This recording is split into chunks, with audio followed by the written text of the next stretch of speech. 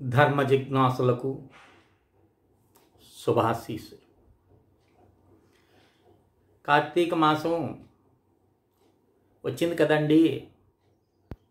రుద్రాభిషేకం ఇత్యాదివన్నీ చేస్తూ ఉంటారు. రుద్రాభిషేకం మనం గుళ్ళో చేపిస్తూ ఉంటారు. లేదు ఇంట్లో ఉండేటటువంటి వారు ఆ శివలింగానికి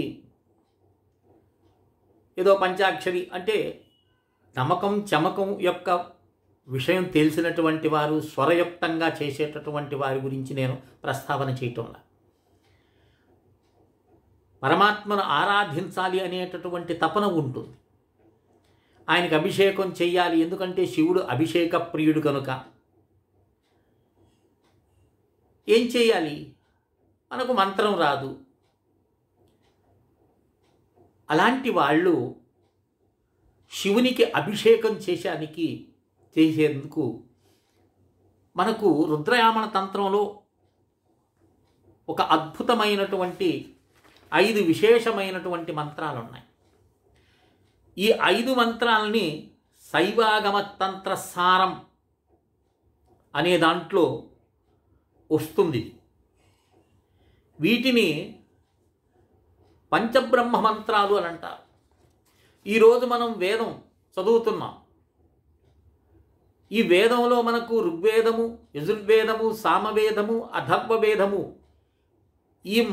ఈ 4 వేదాల్లో ఉండేటటువంటి మంత్రాలన్నీ పరమేశ్వరుని యొక్క ముఖంలో నుంచి, పంచముఖంలో నుంచి ఉద్భవించినవి.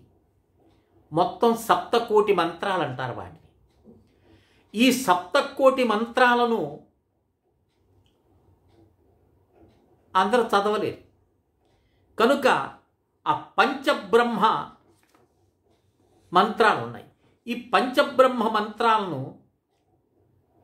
శివ సన్నిధిలో కూర్చొని, మీ ఇంట్లో అంగుష్ట మాత్రం ఈశ్వరుడు ఉన్నా మీరు జలంతో కానీ మరి ఏ ఇతర ద్రవ్యంతో అయినా సరే, ఆ ద్రవ్యంతో పంచామృతాలతోనైనా సరే ఈ 5 మంత్రాలు చదువుతూ మీరు కానీ ఉద్ధరిడితో స్వామికి, లేదా చిన్న శంఖం ఉంటుంది, ఆ శంఖంలో నీరు పోసి స్వామిని అభిషేకించిన, లేదు క్షీరంతో అభిషేకించిన, పంచామృతాలతో దేంతైనా మీరు అభిషేకం చేసిన ఈ యొక్క 5 మంత్రాలు మీరు చదువుతున్నారు. ఈ విశేషమైనటువంటి 5 మంత్రాలు, వీటికి స్వరంతో సంబంధం లేదు. భక్తి ప్రధానము. ఏమిటి? భక్తి ప్రధానం. బోలాశంకరుడండి. శంకర అంటే పొంగిపోయేటటువంటి వాడు, శివ అంటే ఉలిక్కిపడేటటువంటి వాడు. కనుక ఈ పంచబ్రహ్మ సూత్ర మంత్రాలతో స్వామిని అభిషేకం చేసుకోవచ్చు. అభిషేకం కూడా చేయలేవు. ఏం చేయాలి? ప్రాతకాలం దీపం పెట్టిన తర్వాత సాయంత్రం 2 ఉభయ సంధ్యల్లో ఈ పంచబ్రహ్మ మంత్రాలను చదువుకున్నావా, లేదా ఒక శివాలయానికి వెళ్ళావు శివదర్శనం కోసం,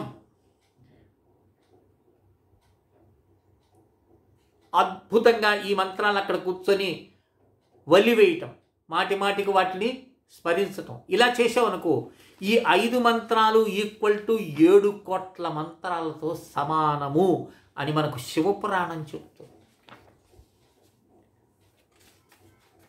అర్థమవుతుందే?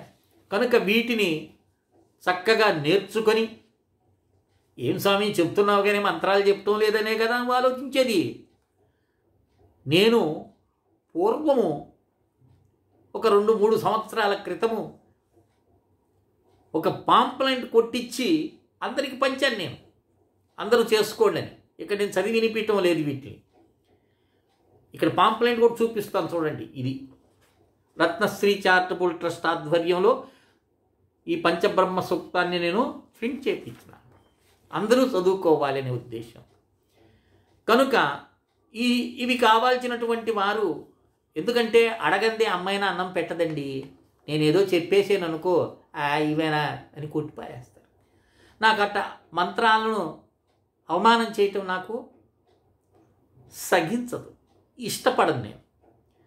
వాట్సాప్లో నీకు పరమాత్మను ఆరాధించాలి 700 శ్లోకాలు 700 మంత్రాలతో సమానమని చెప్తున్నారే, అయ్యో వాటిని నేను ఆరాధించి తరించాలి అనేటటువంటి ఆ శ్రద్ధ నీలో జనించిందనుకో, వెంటనే నాకు వాట్సాప్లో మెసేజ్ పెట్టు 9966690246. స్వామి ఆ పంచ బ్రహ్మ మంత్రాలు మాకు పంపిండి, వెంటనే పంపిస్తా. ఇక నీకు చాలు, వేదం చదివిన దానితో సమానం. ఇది వేదము చదివిన దానితో సమానం. సమస్త వేద మంత్రాలు ఈ 5 మంత్రాల నుండి ఉద్భవించినాయి. ఇదేదో నేను చెప్పే కట్టుకథ కాదు. మీరు శైవాగమ తంత్రసార దాన్ని పరిశీలించినా లేదా శివపురాణం చదివినా మీకు ఇవి అర్థమవుతాయి. ఇవి ప్రతి శివాలలో మీరు వింటూ ఉంటారు. వాటితో పాటు రుద్రస్తుతి ఉంది. ఈ రుద్రస్తుతి అంటే రోధయంత్యసురా నిధి రుద్ర అని అంటారు. అంటే దుష్టులను దుఃఖింపజేసేటటువంటి వాడు రుద్రుడు అన్నమాట. ఇక్కడ మనకు ఇంకొక స్తోత్రం కూడా ఉంది. అంటే ఇది 11, అంటే విశేషంగా ఏకాదశ రుద్రులు అంటారు కదండి. ఆ 11 మంది రుద్రులు ఉన్నారు. వారికి నమస్కారం చెప్తారు ఈ 11 మంది. దాంట్లో ఎవరు? ఆ విశేషమైనటువంటి 11 మంత్రాలు ఉన్నాయి. ఇవి చాలండి. కార్తీక మాసంలో వీటి అనుష్ఠానం చేసినట్లయితే నీ జన్మ ధన్యమవుతుంది. లేదు మేము శివాలయానికి వెళ్ళలేము, విష్ణాలయానికి వెళ్ళలేము, కేవలము ఇంట్లోనే కూర్చొని చేసుకునే వారికి పనికి వస్తుంది. అది కూడా చేయలేవండి, ఏదో వృద్ధులం అయిపోయినాము, ఆ తులసి దగ్గర ఆ దీపం పెట్టుకొని మేము అమ్మవారిని ప్రార్థిస్తాము అనేటటువంటి వారు తులసాష్టకం అనే ఒకటి ఉంది. అది కానీ కార్తీక మాసంలో చదువుకున్నవా, అశ్వమేధయాగం చేసిన దానితో సమానమైన ఫలితం వస్తుంది. గొప్ప విషయాలు ఉన్నాయండి శాస్త్రాల్లో. మీరు గ్రహించగలిగితే, మీరు అర్థించగలిగితే, నేను అనేకం వీటానికి సిద్ధంగా ఉన్నాను, కానీ అడగరే.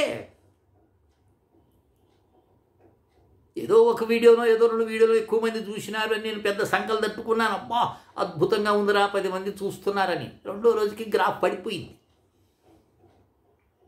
అందుకని మీ నాడేమిటో నాకు అర్థమై కావటం లేదు. ఏం చెప్తే మీరు గ్రహిస్తారు? పెద్ద పెద్ద విషయాలు చెప్పానా చేయలేరు. ఏదో కొద్దో చేసుకోదగ్గవి శక్తి ఉండేటటువంటి వాటినే నేను ప్రస్తావన చేస్తున్నాను. పెద్ద పెద్ద యజ్ఞాల గురించి చెప్పడం లేదు నేను. కానీ మీరు చేయలేరు. చేసేటటువంటి వారి దగ్గరికి వెళ్ళి చేపించుకోవచ్చు. కానీ ఇంట్లో ఉండి ఏ ముహూర్తంలో ఏ టైంలో ఏది చేస్తే మీ ఉన్నతి కలుగుతుందని అనే విషయాన్ని నేను వెతుకుతాను మీకు తెలియజేసేదానికోసంగా. ఎందుకంటే కృష్ణ పరమాత్మ గీతలో చెప్పినాడు, స్వల్పమప్యస్య ధర్మస్య త్రాయతో మహతో భయాత్ అన్నాడు. ప్రతి వ్యక్తి భయపడేది మృత్యువుకే. మహాభయం అనేది మృత్యువే. దాని నుండి తరించే దానికోసంగా నువ్వు ఏదో చేయబడలేదు. స్వల్పమభ్యస్య ధర్మస్య, చిన్నగా స్వల్పానుష్ఠానం చేసినా నీకు ఆ పెద్ద భయాల నుండి నువ్వు రక్షింపబడతావని కృష్ణ పరమాత్మ చెప్పాడు. దాన్ని దృష్టిలో ఉంచుకొని మీకు చిన్న చిన్న విషయాలే చెప్తున్నాను నేను. ఇది చేసుకోండి, అది చేసుకోండి, చాలు మీ జన్మ తరింపబడుతుంది అని. కనుక ఈ యొక్క విషయాన్ని గ్రహించి మీరందరూ కూడా ఆ పంచబ్రహ్మ సూక్తాన్ని, ఆ మంత్రాన్ని, 5 మంత్రాలని అర్థించుకొని గ్రహించి, ఫోన్ నంబర్ చెప్పాను కదా 9966690246 కాల్ చేయండి, వెంటనే పంపిస్తాను నేను. చక్కగా వాటిని ప్రార్థన చేసి నిరంతరం జపం చేసుకోండి, వాటితో అభిషేకం చేసుకోండి. కనుక ఈ విషయాన్ని గ్రహిస్తారని ఆశిస్తూ శ్రీ విద్యోపాసకులు శ్రీ మండే లక్ష్మీ నరసింహారావు లోకా సమస్తా సుఖినో భవంతు. ఓం తత్సత్, ఓం తత్సత్, ఓం తత్సత్.